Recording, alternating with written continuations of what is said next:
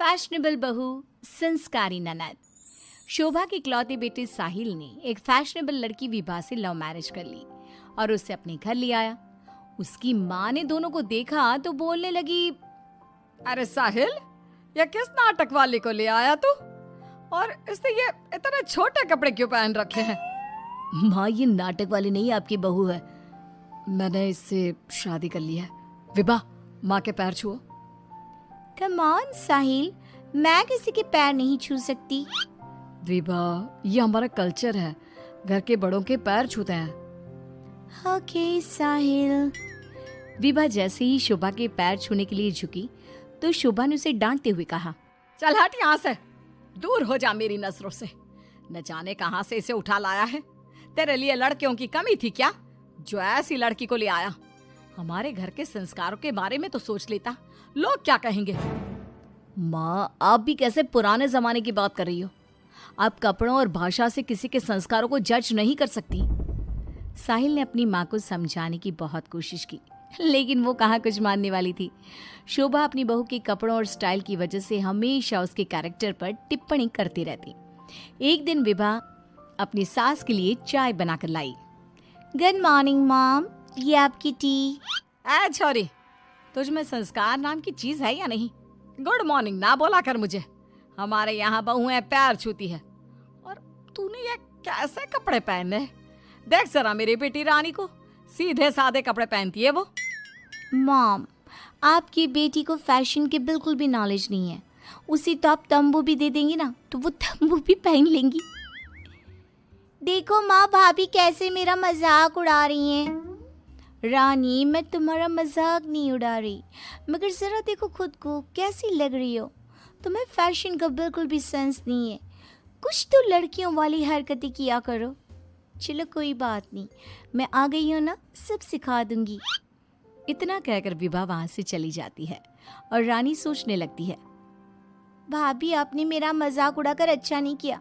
अब देखो मैं कैसे आपको इस घर से बाहर निकालती हूँ। अब रानी हर समय अपनी भाभी की कमियां ढूंढने में लगी रहती।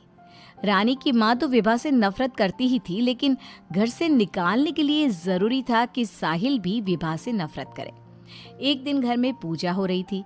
घर के सभी सदस्य पूजा में शामिल हुए, लेकिन विभा नहीं हुई। जब पूजा खत्म हुई तो रानी ने कहा, भैया, माना कि भाभी फैशनेबल हैं, लेकिन इसका मतलब ये तो नहीं कि वो भगवान में बिल्कुल आस्था ना रखे। उन्हें पूजा में तो आना चाहिए था ना। हाँ बेटा, तूने अपनी मर्जी से शादी तो कर ली, अब अपनी मॉडल बहू को घर के तौर तरीके तो सिखा दे। अपनी बहन और माँ की बात सुनकर साहिल विभा के पास गया और उससे कहने लगा, विभा, आज घर में पूजा थी, तुम क्यों नहीं आई पूजा में? पता है लोग कितनी बातें बना रहे थे। माय डियर हस्बैंड, इतना गुस्सा क्यों हो रहे हो? जरूरी नहीं कि भगवान को खुश करने के लिए पूजा में शामिल होना पड़े। जब भगवान को दिल से याद कर लो ना तो बस उसी समय होगी उनकी पूजा। विभा, तुम शब्दों के जाल में मुझे मत फंसाओ। मैं जानता हूँ तुम इन सब चीजों को नहीं मानती, लेकिन तुम माँ की खुशी के लिए ही चली जाती।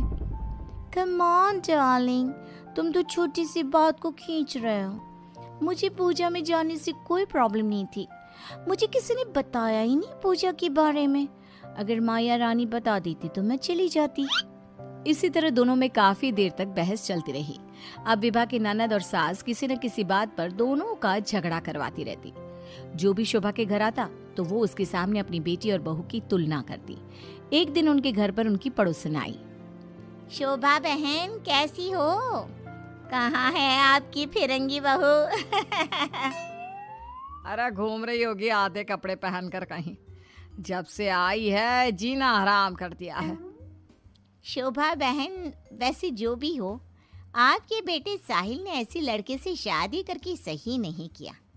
आपके घर में सब कितने संस्कारी हैं। आपने अपनी खुद की बेटी की कितनी अच्छी परवरिश की है, और आपकी बहू, उसके तो पूरे मोहल्ले में चर्चे हैं।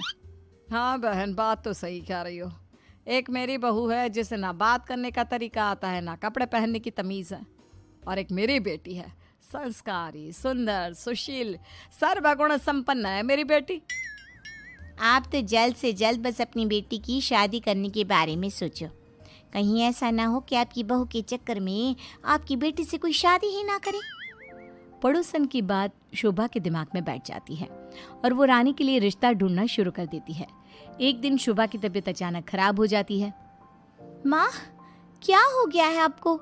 आप दिन भर अपने कमरे में लेटी क्यों रहती हो?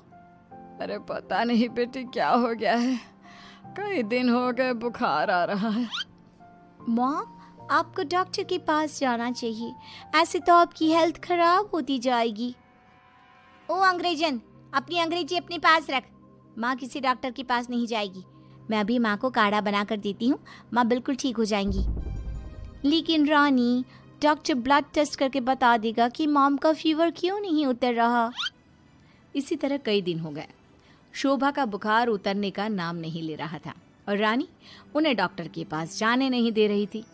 एक दिन विभा रानी को बिना बताए शोभा को डॉक्टर के पास ले गई। शोभा को 4-5 दिन हॉस्पिटल में रहना पड़ा। इसी बीच विभा ने अपनी सास की बहुत देखभाल की, लेकिन रानी एक बार भी अपनी माँ से मिलने नहीं आई। बहू, मेरी इतनी ज़्यादा तबीयत खराब थी, लेकिन रानी मुझसे एक बार भी मिलने नहीं आई। डोंट वरी मॉम, घर में कोई नहीं है ना, तो वो घर में ही रहती है। अब डॉक्टर ने बोला है कि आप घर आ सकती हैं, तो आप ज़्यादा सोचिए मत। अब शोभा को पहली बार अपनी बेटी और बहू के संस्कारों के बीच का अंतर पता चला। शोभा अपनी बहू को प्यार करने लगी। एक दिन शोभा ने विभा से कहा, बहू, आज शाम को लड़के वाले रानी को देखने आ रहे हैं। रानी और तुम बाजार चली जाओ, खाने का कुछ सामान और रानी के लिए अच्छी सी साड़ी लेकर आना। माँ, मैं भाभी के साथ नहीं जाऊंगी। वो साड़ी दिलाने की जगह कोई स्कर्ट या जींस दिलाकर ले आएंगी। बहू, तो इसे साड़ी ही दिलाकर लाना, ठीक है? Okay mom. रानी और विभा मार्केट के लिए निकल जाती हैं, लेकिन रास्ते में बहुत ट्रैफिक था। पूछने पर पता चला कि एक कार का एक्सीडेंट हो गया है। विभा और रानी ने कार के पास जाकर देखा तो एक लड़का बहुत बुरी तरह से जख्मी पड़ा था। कोई उसकी मदद नहीं कर रहा था। लोग खड़े होकर बस तमाशा देख रहे थे। विभा ने उस लड़की की मदद करना चाहा तो रानी ने उसे रोकते हुए कहा, भाभी, ये क्या कर रही हो? जब कोई इसकी मदद नहीं कर रहा तो हम क्यों करें? रानी, ये क्या बोल रही हो तुम?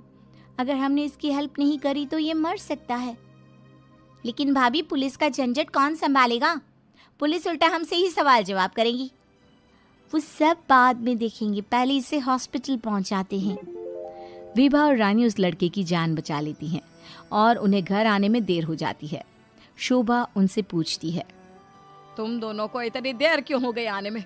देखो शाम होने वाली है, लड़के वाले किसी भी समय आते होंगे। माँ, आपकी लाडली बहू की वजह से देर हो गई। मुझे आज पता चला भाभी को समाज सेवा का शौक भी है। रानी ने पूरी बात अपनी माँ को बता दी। शोभा ने बहू को डांटने की जगह उसकी तारीफ की। वो तीनों बात कर ही रहे थे, तभी साहिल वहां आकर कहता है, माँ, जो लड़का रानी को देखने आने वाला था उसका एक्सीडेंट हो गया है। क्या? ये तो बहुत बुरा हुआ। ठीक तो है ना वो? हमें जल्दी उसे देखने जाना चाहिए। माँ, वो ठीक है, उसके घर वाले बता रहे थे कि 2 लड़कियों ने उसे हॉस्पिटल पहुंचाया है। अगर वो उसे वक्त पर हॉस्पिटल ना लेकर जाते तो उसका बचना मुश्किल था। 2 लड़कियों ने? डार्लिंग, हमने भी आज एक लड़की का हॉस्पिटल पहुंचाया था। कहीं ये लड़का वही तो नहीं जो रानी से मिलने आ रहा था? सभी हॉस्पिटल पहुंचे तो ये लड़का वही निकला जिसकी जान विभा और रानी ने बचाई थी। सब ने दोनों की बहुत तारीफ की। रानी ने अपनी भाभी से माफी मांगते हुए कहा, भाभी, मुझे माफ कर दो। मैंने हमेशा आपको गलत समझा। अगर आप ना होती तो मैं कभी भी किसी अनजान आदमी की मदद ना करती। डोंट क्राई डियर, हमें अच्छे काम करते रहने चाहिए। साहिल दोनों की बात सुनकर कहता है, देखा रानी, मैं कहता था ना, संस्कार चरित्र में दिखाई देते हैं, कपड़ों और भाषा में नहीं। इसीलिए कभी किसी के कपड़े देखकर उसका कैरेक्टर सर्टिफिकेट नहीं बनाना चाहिए।